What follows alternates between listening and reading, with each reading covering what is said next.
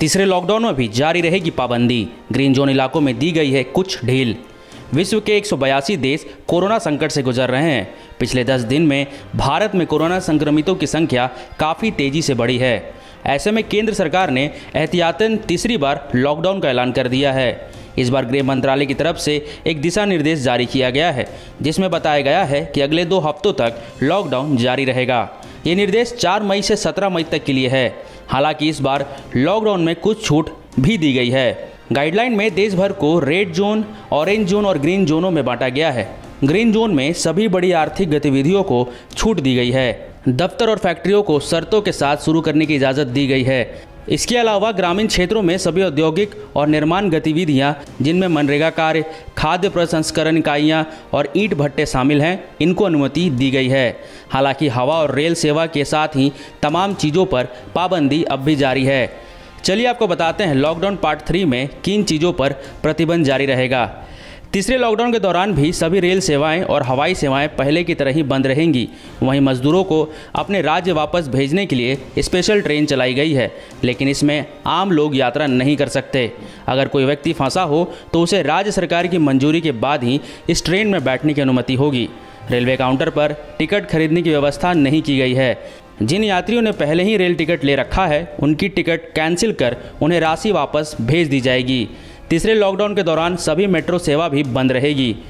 सभी तरह के शैक्षणिक संस्थान भी तीसरे लॉकडाउन में बंद रहेंगे।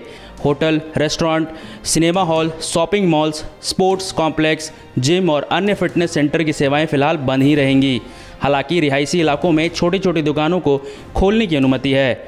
सिनेमा हॉल, मल्टीप्लेक्स आदि भी बंद रहेंगे और हर तरह के सार्वजनिक कार्यक्रमों पर प्रतिबंध लगाया गया है। विशेष परिस्थितियों में और गृह मंत्रालय की अनुमति पर ही हवाई, रेल और सड़क मार्ग से जाने की अनुमति दी जाएगी।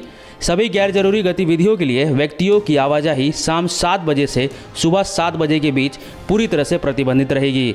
स्थानीय अधिकारी विनियोग के तहत आदेश जारी करेंगे। स्थानीय प्रशासन क्षेत्र में कर्फ्यू की स्थिति को बनाए रखेंगे। रेड, ऑरेंज और ग्रीन तीनों ही जोन में 65 साल से ऊपर अस्वस्थ लोगों, गर्भवती महिला और 10 साल के कम उम्र के बच्चों को बाहर निकलने की अनुमति नहीं है।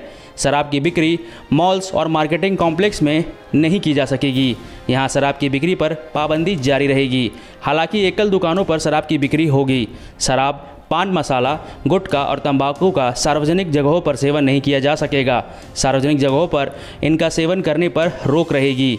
Rickshaw, auto rickshaw, taxi, cab aggregates, नाई की दुकानें, स्पा और सैलून सब बंद रहेंगे। मगर वहीं दूसरी ओर ग्रीन जोन में बसें चलेंगी। हालांकि ग्रीन जोन में सीमित गतिविधियों को छोड़कर सभी गतिविधियों की अनुमति दी गई है। इन क्षेत्रों में बस से 50% सवारी तक बैठ सकेंगे और 50% कर्मचारी काम कर सकेंगे। सभी मालवाहक वाहनों के यातायात की अनुमति दी गई है। कोई भी राज्य, केंद्र शासित प्रदेश, पड़ोसी देशों के साथ संधियों के तहत सीमा पार व्यापार के लिए माल की आवाजाही को नहीं रोका जाएगा। इसके लिए अलग पास की आवश्यकता नहीं है। ऑरेंज जोन में भी टैक्सी और कैब एग्रीगेट्स को एक ड्राइवर और एक यात्री के साथ अनुमति दी गई है। 4 पहिया वाहनों में अधिकतम 2 यात्री और दुपहिया पर 2 यात्री चल सकेंगे। रेड जोन में जरूरी चीज़ों की ऑनलाइन सप्लाई शुरू कर दी गई है। साथ ही प्राइवेट ऑफिस में 33% लोग ऑफिस में काम कर सकते हैं। शेष को घर से ही काम करने की अनुमति होगी। रेड जोन में अधिकांश व्यावसायिक और निजी प्रतिष्ठानों को अनुमति मिल गई है। प्रिंट और इलेक्ट्रॉनिक मीडिया, आईटी और आईटी सक्षम सेवाएं, डेटा और कॉल सेंटर, कोल्ड स्टोरेज और वेयर हाउसिंग सेवाएं, निजी सुरक्षा और सुविधा प्रबंधन सेवाएं शुरू कर सकेंगे। इंडिया न्यूज़ वायरल की रिपोर्ट।